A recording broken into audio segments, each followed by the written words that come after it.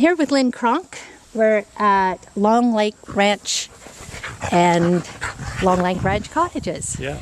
And Lynn, we have all kinds of footage of you as a young guy. Oh, yes. We have those movies of you bopping around here at the farm. So you grew up here. Grew up here, 63 years. A lot of things have changed. We started with a dairy operation, and then it transferred into beef, and then now it's mainly beef and horses. And I board a few horses. I have quite a few cattle, and I have my oxen team. They're over there grazing away as usual. And it's a lot of work, but most of it's mechanized now. We started out when I was a kid. Everything was horse drawn, and my dad had 3 or 4 hired men, and I was in charge of the teams of horses. That was my job till I was 12, and then I joined the ranks of the Until you were 12. Yeah, and then I joined the ranks of the men, and I guess it's never stopped since. But it's a big place. It's a big ranch here, and very good. It's quite productive. When you were growing up, is that when you did dairy cattle? Yeah, we had a mixed farm. We had everything from pigs, chickens, dairy cattle. We shipped cream to Tamworth and that area, and then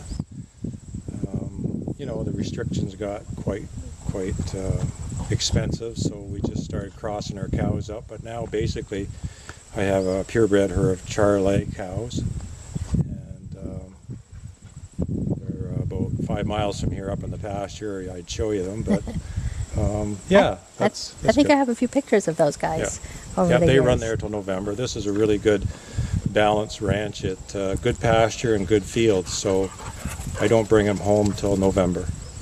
And this year with the rain, it's a little testy, but we'll see how it pans out. It should be fine. Now, you do a lot of hay. Yes. How many acres do you bring in of hay now? Probably 500 or 600 acres of hay. Yeah. When you used to have the Eastern Cowboy Ranch, Yep. you needed all the hay you could get. You guys had quite a few horses then. I had about 35 horses, and we run that for 12 years after I retired from, I worked in Correction Service of Canada, and once I retired we still had to make a living, so we had the cottages, the horses, and the cattle. So I've retired from the one out of 3. It's I got tired of shoeing horses. If you can't shoe your own horses, you won't make a cent at it. So, and I'm 63. I wish I was your height because I'm too tall to shoe horses, trust me. So anyway, I'm down to that, but I have a lot of my own horses I use on the ranch for the cattle, and I have a few boarding horses. I was lucky to place all my horses with Forever Homes, or I sold them and they board them here. Which is an excellent plan. That was so good. They don't believe. So when you do 500 acres of hay, do you use all your own hay now still? Oh yeah. Yeah. Do you still need to buy extra hay? No, but if it's really cheap, I'm of the old adage, if you get some cheap hay and you can get it and pack it away. I have barns and sheds. There's always going to be a bad year, so that's what my dad told me anyway. And back here we have Duke and Leroy. Duke and Leroy. Can you tell the story of how you came by these two? Well, all an oxen is a when they become 4 or 5 years old, an oxen can be any type of breed. It's a male cow that or bull that has been castrated, and once you start using them for agriculture or drawing things, they call them oxen. Yes. So the one on the left there, that's Leroy, and his mother was hit with lightning, and so I found him up in the bush. He was just a day old, and he probably would have died. It was lucky I found him because it's like a needle in a haystack. And so I brought him home. I didn't think he would live. And the same day, Duke on the right, his mother cut an artery at birth and died. So I had the 2 of them, and it was late in the fall. And so I kept them in the house all winter, fed them, and you get attached to them. So I thought, we'll never eat these guys, and they're not going to just stand around the rest of their life doing nothing. So I trained them to drive as an oxen team together, and I read a lot of articles and YouTube and the internet, and surprisingly or not, they're very smart. Slow as molasses, but they can pull quite a load. Duke, come here. I can go get him if you want me to bring him over. Sure. Come on, buddy. Come on.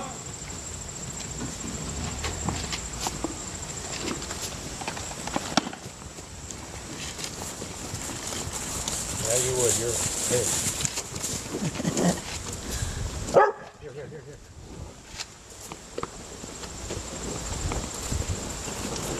So this is Duke over here. He weighs about 4,000 pounds. And flies are bugging him today, but he's quite a big animal, as you can see. And he likes people. And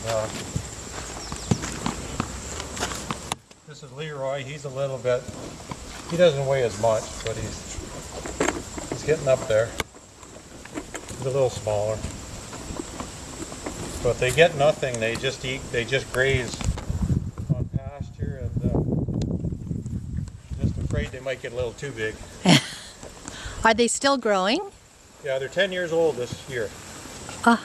So I don't know how long they'll probably outlast me, but they last quite a while.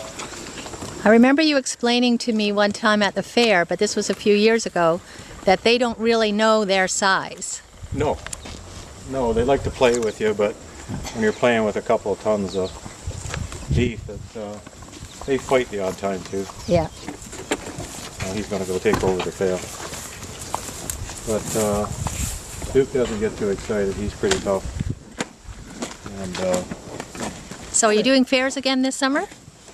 well, I was gonna, but he's got a bit of a bad limp on his right foot. I think they were fighting and he twisted his ankle. So I think I'm just going to give him a year off this year. Well, this is a horse herd, as you can see.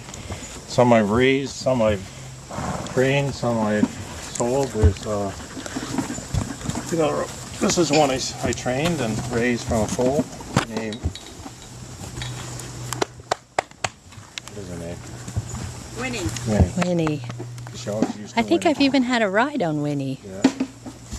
So, these are some boarders. These are the ranch horses. I got Arabs and I got Appaloosas. I got Canadian. There's a Canadian. This is one of the original Belgians we had. She must be on a pension by now because she's in good shape. Her sister died a couple of years ago. They just get too old and fragile. But this is the Canadian I bought, and recently I used him on our Eastern Cowboy. His name is Zorro, and he was quite abused. And a lot of these horses, just people couldn't handle them, so I just got them and trained them a little bit and to the road. Help them calm down. It's okay, I'm just moving around with the camera to you. This is my cow. This is my horse I use for cattle a lot. And this is Blaze. My daughter gave me him when he was 2, probably 22 now, but I use him for roping cows. I think I recognize the unicorn in this guy. This is the warrior prince, without his horn. Without his horn. So yeah, they're boarding horses, but I have 6 or 7 of my own, and I'm going to get a few more boarders, so I'll probably have a few more horses. But they like people. They didn't when I got them, but they do now. That's a good sign. Yes. Yeah, I always liked horses. I mean, I didn't have much choice. I had to use a lot of horses growing up on the machinery. Yes. But I never had a good saddle horse, and when you get older, you don't want to walk too much, so I use these for checking cows or rounding up the cattle. It keeps the cows very quiet if you use horses. Rather than a motor coming along. Oh yeah, or people running. I mean, they can outrun you, but you don't try too much with a horse because they know they can't win. You have mares and... Geldings. Are they geldings? Yeah. Mostly geldings. I got them from the riding because they just don't seem to get in bad moods as much as the mares. But they've been good saddle horses. But it's a great place for children to come, and with the cottages, they're very private, and people have a really good time there. I don't know. And so how many cottages are you guys running now?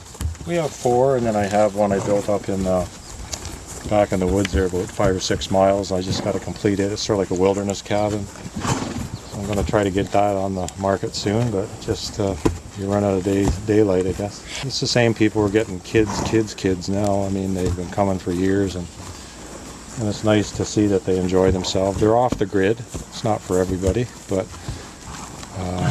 most of the people don't want electricity. They want their kids away from all the electronics. Yes, it's a perfect way to do that. So this is a place to come to if you want that. Why did you decide to stay? Not everybody who grows up on a farm decides to stay with it. Well, I ended up helping my dad. He got aged, and I more or less, you know, it's after you do all the work, it's hard to walk away from it. And Yeah. It's producing really good now, and gets a little crazy once in a while, but it's all mechanized. So And how long has your dad been gone now? I think around 10 or 12 years. But he enjoyed watching and doing stuff, and I broke a lot of horses back then, so he enjoyed watching me break horses, and I broke them, they broke me. Paying the price now. A little of both. Limp a little bit, but yeah, it's just I knew my kids, they love it here. When my daughter just moved back, and probably I'll end up with all of them back here. It's sort of. Well, you got the room. You've got the space. Got the space.